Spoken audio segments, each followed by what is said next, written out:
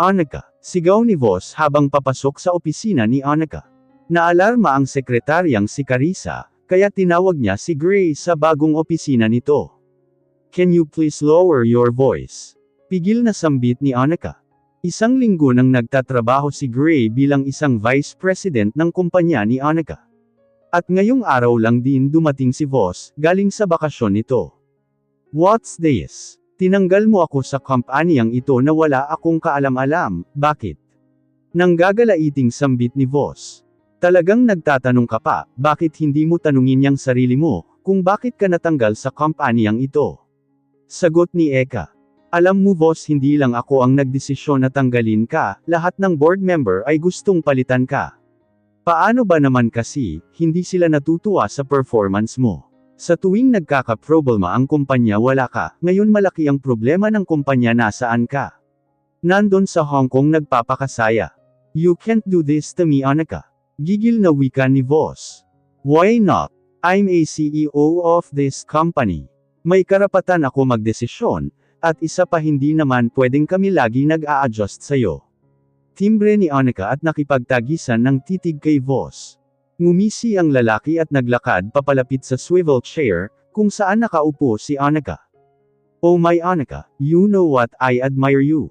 Noon palang malaki na ang pagkagusto ko sa'yo, alam mo yun. Wika nito at ngumisi. Nakakainis lang malaman na okay na pala ulit kayo ng asawa mong ogag. Hindi ko lang maintindihan, kung bakit hindi mo maiwan-iwan ang asawa mo, na walang alam gawin ay saktan ka lang. Naririto ako Annika, kaya kang mahalin at tanggapin. Mahal ko ang asawa ko, yun ang dahilan kung bakit hindi ko siya magawang iwan. At pwede ba lumayas ka sa opisina ko, lumayas ka sa kumpanya ko? Sigaw ni Annika kahit nilalamon na siya ng kaba at takot, ay nanatiling matapang ang aura ng mukha niya, hindi siya maaring magpahalatang natatakot siya, baka anong gawin sa kanya ng lalaki. Dumilim ang aura ng mukha ni Voss, at matalim na tinitigan si Annika. Total pinapalayas mo na ako dito sa kumpanya mo, gagawin ko na ang gusto ko sa iyo Annika. Sa paraan ng sinabi ni Voss, ay kinilabutan ng husto si Annika. Anong ibig mong sabihin? Kanda-utol-utol na saad ni Annika. Ipapalasap ko sa iyo ang galit ko, halika rito. Biglang hineklit ni Voss ang braso ni Annika, at hinhila patayo, kinaladkad niya si Annika patungo sa mahabang sofa, at malakas na binalya. Walang hiya ka. Naiiyak na sambit ni Annika, ngayon ay tuluyan nang bumagsak ang luha niya. Hey baby don't cry, siguradong magugustuhan mo ang gagawin ko sa iyo, I know mag-enjoy ka rin. Help, sigaw ni Annika. Kahit sumigaw ka walang makakarinig sa iyo. Nakalimutan mo na ba soundproof ang opisina mo? Nakangising tura ni Voss, at inumpisahang tanggalin ang pagkakabutones ng white polo long sleeve nito. No please, maawa ka. Pagsusumamo niya, oo gwapo si Voss, pero hindi niya pinangarap na maghahasa ng isang walang kwenta na katulad nito. Natatakot siya, paano kung maabuso siya nito, ano na lang sasabihin ni Elias sa kanya? Ayaw niyang madumisan ang pagkababae niya, walang pwedeng lalaking umangkin sa kanya, tanging asawa niya lang ang may karapatan gawin ang bagay na ito. Napalingon si Annika sa center table, nakatabi ng sofa kung saan siya nakaupo ngayon. Mabilis siyang gumapang patungo sa center table, at kinuha ang vase na nakapatong doon. Hinabol naman siya ni Voss, at hinawakan ang dalawang binti niya, at hinhila ito. Pero nahawakan niya na ang vase, agad siyang humarap kay Voss, at malakas na pinalo sa lalaki, tumama ito sa sentido ng lalaki, kaya nabitawan siya nito. Daing ni Voss habang sapo ang sentido nito, na ngayon ay dumudugo na. Masamang tingin ang pinukul niya kay Annika, nanlilisik ang mata ng lalaki. You witch! Duro niya kay Annika, at akmang hahawakan niya ang binti ni Annika, pero agad tumayo si Annika, at patakbong nagtungo sa pinto, pero mabilis na hablot ni Voss ang dulo ng buhok ni Annika. Aray! Let me go! Walang hiya ka! Singhal ni Annika. Walang hiya kang babae ka! At malakas na sinampal nito si Annika sa mukha, hindi pa ito nakontento, ay muli siyang sinampal sa kabilang pisngi nito. Parang mawawala ng ulirat si Annika, dahil sa malakas na sampal na natanggap niya mula kay Voss. Walang hiya kang babae ka, pahihirapan mo pa ako. Hindi ka makakatakas sa kamay ko, dudungisan ko muna iyang pagkatao mo. Tingnan natin kung tatanggapin ka pa ni Elias dahil sa gagawin ko sa'yo. Malakas na sinuntok ni Voss si Annika sa tiyan, halos mapaubo ito. Nang hihina ang dalawang tuhod ni Annika, kinarga siya ni Voss pabalik sa sofa, at pabagsak na nilapag sa couch. Umiikot na ang paningin ni Annika, at nanlalabo na ang kanyang paningin. Pakiramdam niya kahit anong oras, ay pipikot na ang mata niya. Now matitikman mo ang bangis ko, Annika. Pinunit ni Voss ang suot na dress ni Annika, hanggang sa lumantad ang ano ni Annika. Wow! Talagang napakaswerte ng Elias na yun, at nabingwit ka niya. Dumagan si Voss kay Annika, at pilit na hinahalikan ang leeg ni Annika, mariin na papikit ang babae, nang dumampi ang labi ni Voss. Impit na lang ito na paiyak, gusto niyang lumaban pero wala na siyang lakas, para ipagtanggol ang sarili niya. Sa mga oras na ito ay mukha ni Elias ang iniisip ni Annika. Pakiusap Voss, wag mong gawin to sakin. Humahagulgol na sambit ni Annika, pero walang pakialam si Voss sa kanya, patuloy pa rin ang lalaki sa ginagawa nito. Hawak ni Voss ang magkabilang palso ni Annika, habang pinagsasawaan ng halik ang leeg ng babae. Sa labas ng pinto ng opisina ni Annika ay nagkakagulo na. Si Gray naman ay hindi magkandaugaga sa kakakatok at kakasigaw. Wala ba kayong susi nito? Tawagin niyo ang lahat ng guard sa baba. Utos ni Gray sa mga empleyado. Sir Gray, si Ma'am Annika, baka kung ano ng kababuyan ang ginagawa sa kanya ng lalaking yun. Umiiyak na wika ni Carissa, ang secretary ni Annika, inang lalaking yun, mabuksan lang ang pinto na ito, dudurugin ko talaga siya sa oras na may mangyari, o gawin siyang masama kay Annika. Galit na saad ni Gray. Anong nangyayari dito? Baritonong boses ng isang lalaki. Napatingin ang mga tao kasama si Carissa at Gray sa lalaking nagsalita. Si Elias nakatayo ito, habang nakakunot ang noo.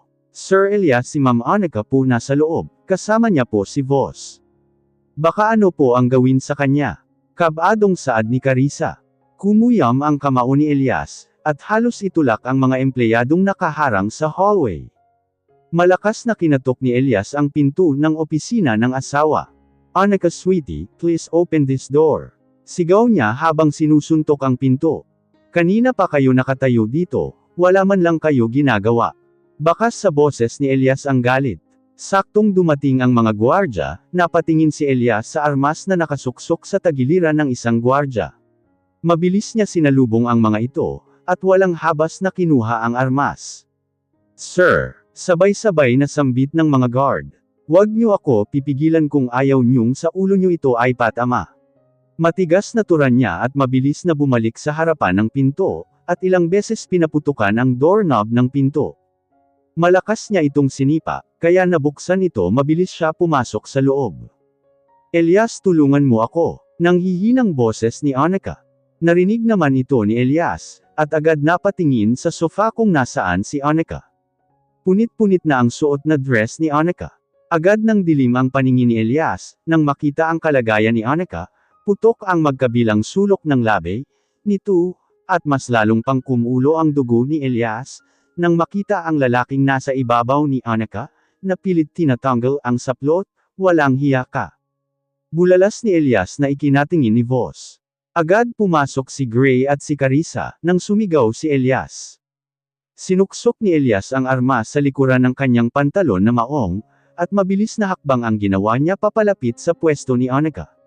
Nang makalapit siya, ay agad niyang sinipa sa mukha si Voss. Tumihaya naman ang lalaki sa sahig. Nagawa pa nitong ngumisi, at masamang tumitig kay Elias. Lumapit si Elias kay Voss, at hinailan niya ang lalaki patayo sa kwelyo nito, at malakas niyang sinuntok sa mukha, tinuhad niya din ito sa tiyan kaya muli ito tumihaya sa sahig. Nagagawa mo pang ngumising baboy ka. Bigkas ni Elias. Malaki ang katawan ni Voss, pero di hamak na mas matipuno ang katawan ni Elias kumpara dito. Kahit sa lamok hindi ko pinadadapuan yan, tapos sasaktan mo lang ang asawa ko, walang hiya ka, sino ang nagbigay ng karapatan sa'yo para saktan si Annika? Gusto mo tapusin kita ngayong aso ka? Nagagaliting sambit ni Elias, at muling sinipa sa tiyan si Voss, umupo siya sa tiyan ng lalaki, at pinagsusuntok sa mukha si Voss, halos mabasag ang mukha ng lalaki. Plano mo pang babuyin ang asawa ko. Mabilis na hinugot ni Elias ang armas sa kanyang likuran, at kinasa sabay tutok sa noo ng lalaki, inakatatapusin talaga kita. Gigil na bigkas ni Elias. Sige iputok mo, mayabang na asal ni Voss. Pare wag. Agad na inagaw ni Gray ang baril na hawak ni Elias.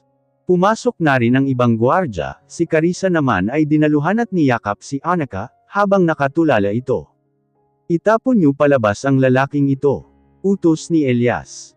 Ayaw ko na makikita pa ang pagmumuka mo dito, wag na wag kang magkakamaling saktan muli ang asawa ko. Kung ayaw mong bumagsak sa sementeryo, pagbabanta ni Elias sa lalaki. Babalikan ko kayo, babalikan kitang lalaki ka. May oras din sa akin yang asawa mo. Kahit puro dugo at pasa ang mukha ni Voss, ay nagawa pa nito magsalita at ngumiti. Akma pa sana lalapitan ni Elias si Voss, pero nauna na si Gray na makalapit kay Voss. Subukan mo lang kantiin muli ang kaibigan ko. Ako makakasagupa mo. Saad ni Gray at matapang na nakipagtitigan kay Voss. Bakit anong kaya mong gawin ha? Isa ka lang namang anak sa labas ng ama mo, isa kang bastardo. Pang-iinsulto ni Voss kay Gray. Sa halip na maapektuhan si Gray, ay hamalakhak lang ito at kwenelyuhan si Voss. Yes, bastardo ako, kaya nga minsan pasaway din ako.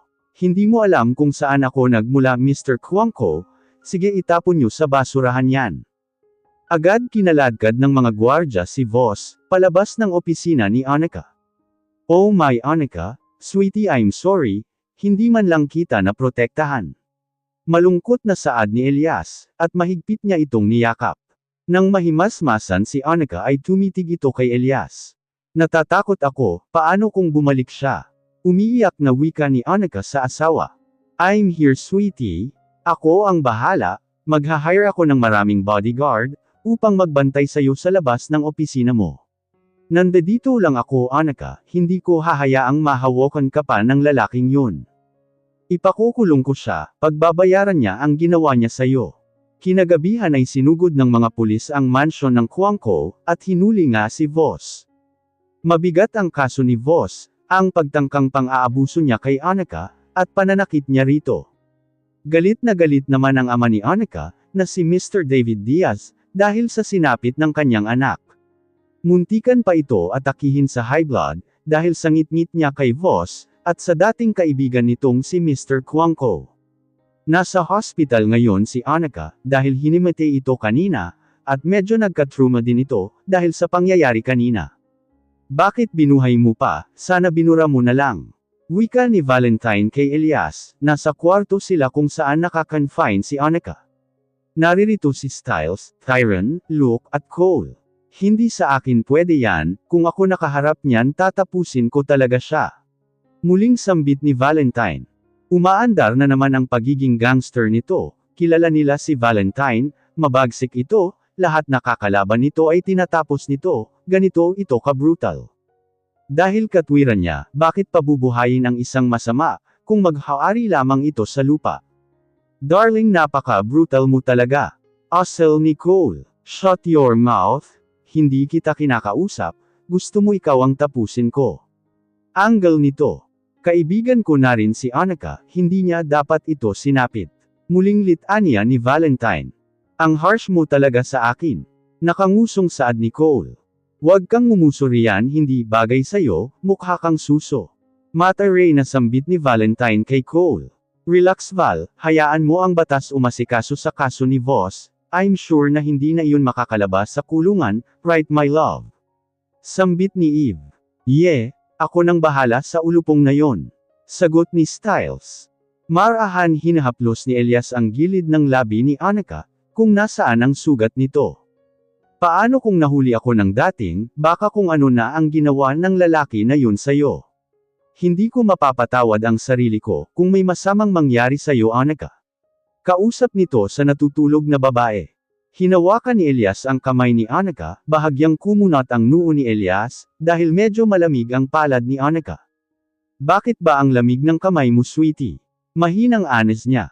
Hating gabi nang lumabas ng hospital si Annika, gusto na nito makita ang mga anak niya. Nang makarating sila sa mansion, ay hirap pa maglakad si Annika, dahil medyo masakit pa kasi ang tiyan niya, kung saan siya sinuntok ni Voss kanina. Kamusta? May masakit pa ba sa'yo, sweetie? Malumanay na tanong ni Elias sa asawa. Okay na ako, sweetie, huwag ka na mag-alala. Nakangiting saad ni Annika. Pagkarating nila sa kwarto, ay si Elias ang naghanda ng panligong tubig ni Annika. Inalalayan ni Elias makapasok ng jacuzzi si Annika. Medyo maligamgam ang tubig sa loob, kaya medyo gamaan ang pakiramdam ni Annika, na wala din ang pananakit ng tiyan niya. Magkaharap sila ni Elias, habang nakaloblob sa tubig. Nakatitig lang sa kanya si Elias, habang ang dalawang braso ng lalaki, ay nakatukod sa gilid ng jacuzzi. Pakiramdam niya kahit anong oras, ay malulusaw na siya, dahil sa mainit na titig ni Elias sa kanya. Umiwas na lang siya ng tingin at yumuko na lamang, bakit ba kasi hindi niya kaya makipagtitigan sa lalaki? Asawa niya ito, pero para silang mga teenager lalo na siya, kahit matagal na silang nagsasama ni Elias, ay naiilang pa rin siya rito, lalo na sa mga titig nito. Sweetie, mahinang tawag ni Elias. Hindi pa rin siya nag-angat ng paningin, ayaw niya makipagtitigan dito. Ang mga mata nitong nang aakit, daig pa ang magnet. Come on, sweetie, look at me please. Hindi niya natiis ang lalaki at nag-angat siya ng tingin. Nagulat siya dahil nasa harapan niya na pala ito, nakalapit na pala ito sa kanya, nang hindi niya man lang namamalayan. Umangat ang isang kamay ni Elias, at marahang hinaplos gamit ang hinlalaking daliri ang pasa sa gilid ng labi ni Annika. Masakit pa rin ba, sweetie? Malamyos na wika ni Elias. Medyo na lang. Sagot nito sa lalaki, ngayon ay nakatitig na siya sa mga mata ni Elias. Hindi ko alam kung ano gagawin ko, kung may nangyaring masama sa'yo. Sambit ni Elias. Thank you, dahil dumating ka. Dahil kung nagkataong nagawa ni Voss ang gusto niya, ay baka hindi ko kayanin, at mandiri ako sa aking sarili. Natatakot ako baka iwan at pandirihan mo ako. Umiiyak na asal ni Annika, please don't cry, sweetie. I'm here. Walang pwedeng manakit sa'yo, I love you. Lumukso ang puso ni Annika, dahil sa salitang binigkas ni Elias. Tama ba ang kanyang narinig? Nag-I love you nga ba sa kanya si Elias? Anong sabi mo, mahal mo ako? Hindi makapaniwalang saad ni Annika. Hinawakan ni Elias ang kamay ni Annika, at tinapat ang palad sa kaliwang dibdib niya. Hindi ko man maalala, kung paano tayo nagmahalan noon. Pero alam ko at nararamdaman ko sa aking sarili, na mahal kita. Magkakaanak ba tayo ng 4 kung hindi kita minahal? At ngayon iba ang nararamdaman ng puso ko, nagiging abnormal ang tibok nito, lalo na kung nasa tabi kita. Ikaw lang ang may kakayahang patibukan ng ganito ang puso ko, alam mo ba yon? Pagkasabi niya noon ay unti-unting lumapit ang mukha ni Elias, at hinalikan si Annika sa labi. Napapikit si Annika, at dinama at ninamnam ang malambot na labi ni Elias, kung paano ito masuyong gumalaw sa kanyang labi. Napakapit ang isang kamay niya sa batok ni Elias, dahil lumalalim at nagiging agresibo ang halik ni Elias, lalo nang tinugunan niya ito. Parang hindi niya alintana ang sakit ng magkabilang gilid ng labi niya. Mariing napahawak ang isang kamay ni Annika sa malaking braso ni Elias, nang marahang haplasan ni Elias ang isang hita ni Annika sa ilalim ng tubig. Gumapang ang labi ni Elias pababa sa leeg ni Annika, hindi naman maiwasan mapabulong si Annika, dahil sa kakaibang kilati at sensasyon na hatid nito sa kanyang katawan. Kalimutan mo ang masamang nangyari sa iyo ngayong araw, alisin mo sa isip mo ang masamang imahe ng mukha ni Voss, ako ang isipin mo, Annika. Sambit ni Elias at muli siyang hinalikan sa labi nito. Mainit na halik ang itinugo ni Annika, na labis nagbigay ng init sa katawan ni Elias. Tumigil sa paghalik si Elias, at tumitig kay Annika. Let's go. Asal ni Elias. Where? Tanong niya sa lalaki. We're going to my playroom. Mahinang sambit ni Elias. Ngumiti naman si Annika, kahit siya ay gusto niya magpunta roon, na-miss niya na magpunta doon sa kwartong iyon. Bigla siyang nakaramdam ng excitement, si Annika noon kasi ay madalas sila naroon ni Elias, nang hindi pa ito naooperahan. Sabay silang umahan sa tubig, at naligo sa shower, pagkatapos ay lumabas na sila ng CR. Isang kulay lavender na lingerie ang suot ni Annika, bagay na bagay ito sa kanya. Lumabas sila ng kwarto, at mabilis na nagtungo sa dark room. Pagkapasok nila ay pulang dim na ilaw ang sumalubong sa kanila. Naglakad si Annika papunta sa paanan ng kama, at pinagmasdan ang malapad na kama. Naramdaman niyang nakatayo si Elias sa kanyang likuran. Pinagmamasdan ni Elias ang magandang likod ni Annika, kahit nakasuot pa itong lingerie, ay hindi maitatago ang magandang hubog ng katawan nito, lalo na ang mambak na pangupo nito. Umuklo ng bahagya si Elias, at bumulong sa tainga ni Annika. "Are you ready, sweetie?" Nang aakit na boses ni Elias. Nakagat bigla ni Annika ang pang-ibabang labi niya. Nakahiga sa kama si Annika, habang si Elias ay abala sa pagkakabit ng kadena sa pulsuhan ng babae. Nilagyan din ng pirang ang mata ni Annika, pinasadahan niya ang kabuuan ng katawan ni Annika. "She's so sexy," anas niya sa kanyang isipan. Nag-umpisa ng maghubad ng itim na sweatpants si Elias, at kasunod ang pangloob nito. Gumapang siya mula sa dulo ng paanan ng kama, papunta sa tabi ni Annika. Hinalikan niya ang labi ng babae, sadyang naaadik na siya sa labi nito. Gusto niya ay halikan niya na lamang ito ng halikan. Habang mainit niyang hinahalikan ang labi ni Annika, ay hinanda niya ang kanyang sarili para kay Annika. Sabay silang dalawa na pabulong ni Annika. Isang linggo hindi pumasok si Annika sa kumpanya. Buti na lang ay nariyan si Gray. Ngayong araw ay Lunes, nasa opisina siya ngayon, at dinalaw siya ng kanyang kapatid na si Ella. Parang blumang kayata iba talaga kapag laging nadidiligan. Laging fresh. Panunukso ni Ella sa kanyang ate. "Hoy babaita ang bibig mo, baka mamaya may makarinig pa sa'yo nakakahiya." Saway niya kay Ella. "Ano ba ang ginagawa mo dito, may kailangan ka ba?" Tanong niya sa kapatid. "Grabe ate, parang ayaw mo na nagpupunta ako rito, gusto ko lang naman makipagkwentuhan sa'yo, kung talagang okay na ba talaga kayo ni Kuya Elias." Nagtatampong wika ni Ella. Huminga ng malalim si Annika, at tumingin kay Ella. "Look at me Ella, ang ganda ko diba? So ibig sabihin okay na kami, hindi na rin siya ng babae. Umuuwi siya sa akin sa tamang oras." Nakangiting tura ni Annika. "Ay, happy ang ate ko. Sana tuloy-tuloy na yan, mas masaya kasi ako at si Papa, kung nakikita ka naming laging nakangiti at masaya." "I'm happy for you ate." Sambit ni Ella. "Kayo ni Finex hindi ba kayo nag-aaway?" Tanong niya kay Ella. "Hindi, at isa palagi ko pinapaano yun, kaya hindi niya nagagawang mang babae pa. Subukan niya lang dahil matitikman niya ang bagyong Ella Diaz, babalatan ko talaga siya ng buhay, kasama ng babae niya." "Ang brutal mo." Natatawang wika ni Annika. "At saka pinapaano mo, bakit naman?" Nakangiwing sambit ni Annika. "Para laging busog, para hindi maghanap ng iba, minsan pa nga pinapakain ko pa ng ano." Hep, pigil niya sa sasabihin ng kapatid, at tinakpan ang bibig nito. Baka kasi kung ano na naman ang lumabas sa bibig nito. "Kung ano man yang sasabihin mo, wag mo na ituloy. My God Ella, hindi ko kinakaya yang mga sinasabi mo." Tura ni Annika at inalis ang palad sa bibig ni Ella. "Ang dirty mo ate ha." Natatawang saad ni Ella. Nang makaalis si Ella, ay nag-umpisa muling magtrabaho si Annika. Ilang oras ang ginugol niya sa harapan ng laptop, nang may kumatok sa pinto. "Come in." Saad niya at muling binalik ang atensyon sa screen ng laptop.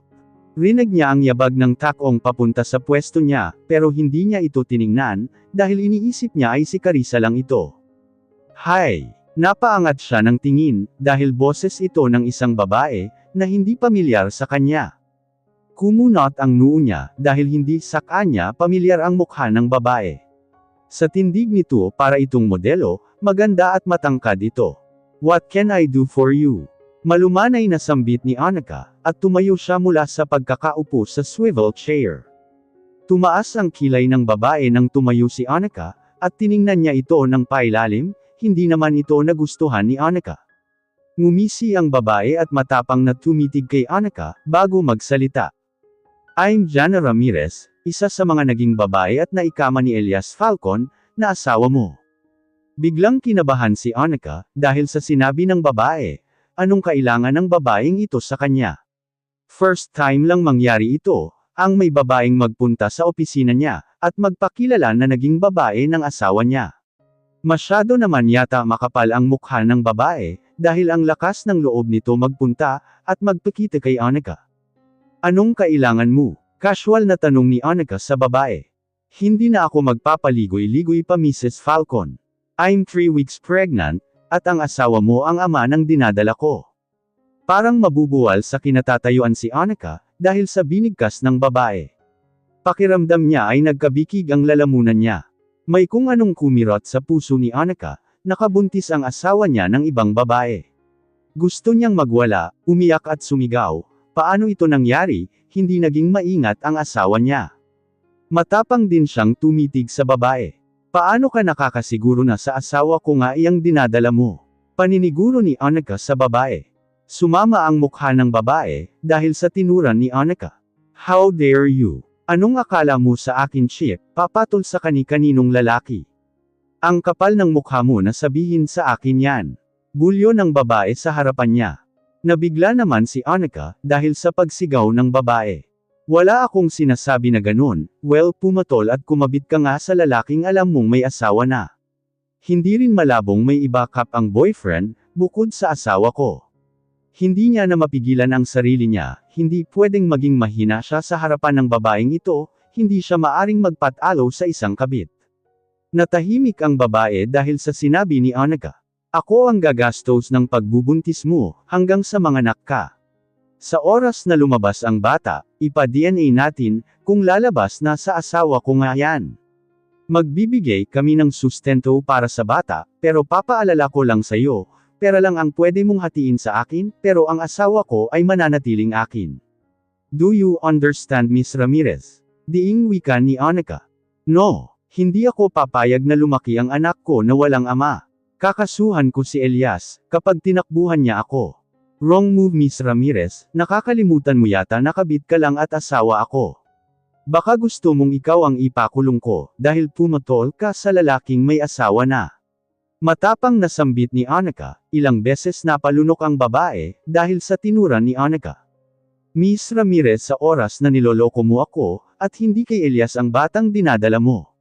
I promise you, ipakukulong kita. Ang pinakaayaw ko pa naman sa lahat ang mga manloloko at sinungaling.